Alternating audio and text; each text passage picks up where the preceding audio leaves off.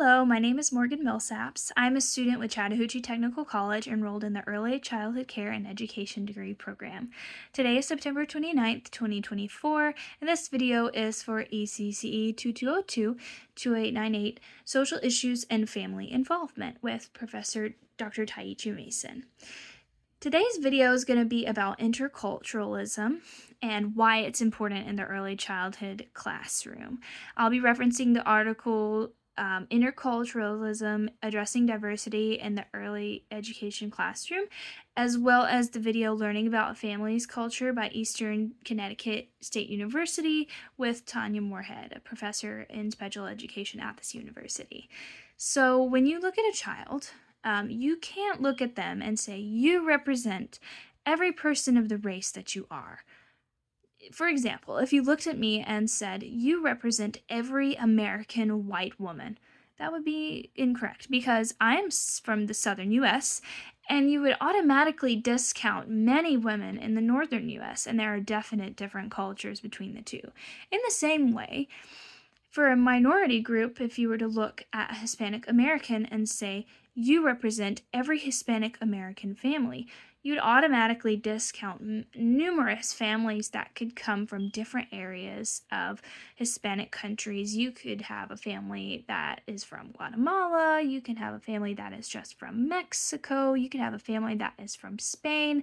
And when you say to one child, you represent every Hispanic American family, you discount other children that could come into your classroom.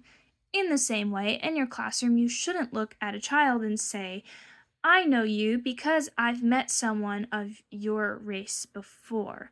That automatically takes away their individualism and it can cause them to create negative associations of themselves, especially if we have bias. I'll get to bias in just a minute.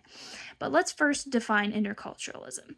Interculturalism, as defined by Leslie Ponciano and Ani Shabazian in their article, is beautiful because it states that each person represents their experience in the context of their culture rather than each person representing the culture as a whole. It takes the person as an individual and it counts for their experience within the culture, but it keeps us from saying, well, you represent the whole culture, and therefore creating very harmful generalizations about people who have different cultures than ourselves. And this is important because when we create opportunities for generalizations, in the same article, they have said that minority groups ascribe value to themselves based on their ethnicity. And if they're doing this in a negative way because of biases we've created for them, then we've failed to maintain a developmentally appropriate classroom. Professional development helps with this because professional development is going to address biases within ourselves that we may not have even known are there.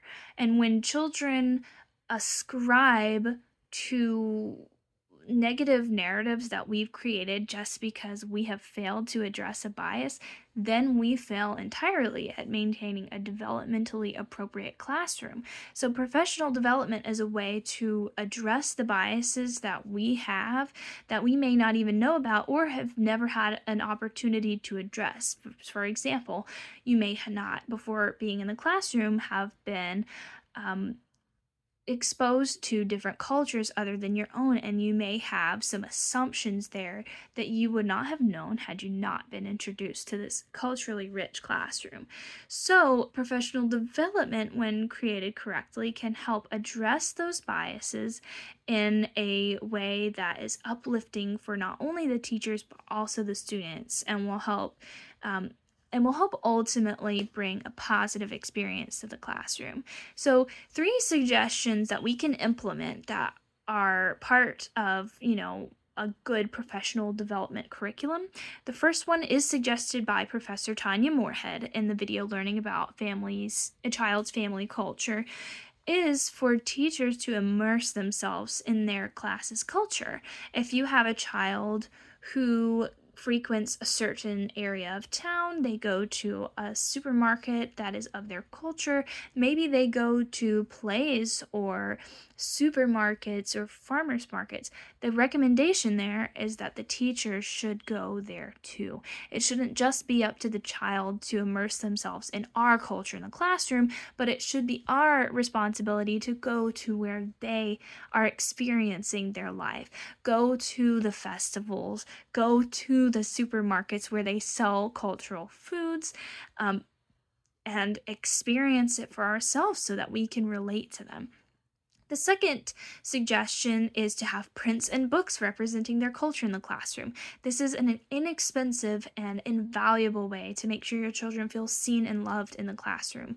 When you have posters about the holidays that they celebrate or books about different customs they have, this helps them feel represented and it exposes your other children to a positive representation of their culture. The third suggestion is to have a space for children to talk about their different cultures. For example, in circle time, you can discuss different holidays during circle time and allow each child to share their experience. You may have one child that celebrates a holiday and says, "This is how my family celebrates."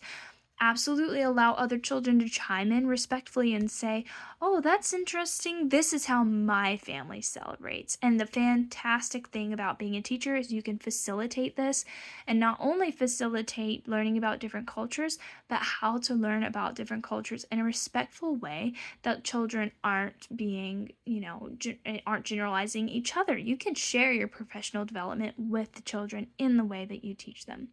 So overall, interculturalism is an incredibly important practice that doesn't cost us anything. It just costs us the time to step outside of ourselves into our children and their families' shoes and really learn about them as a whole. Thank you so much for tuning in with me today. Goodbye.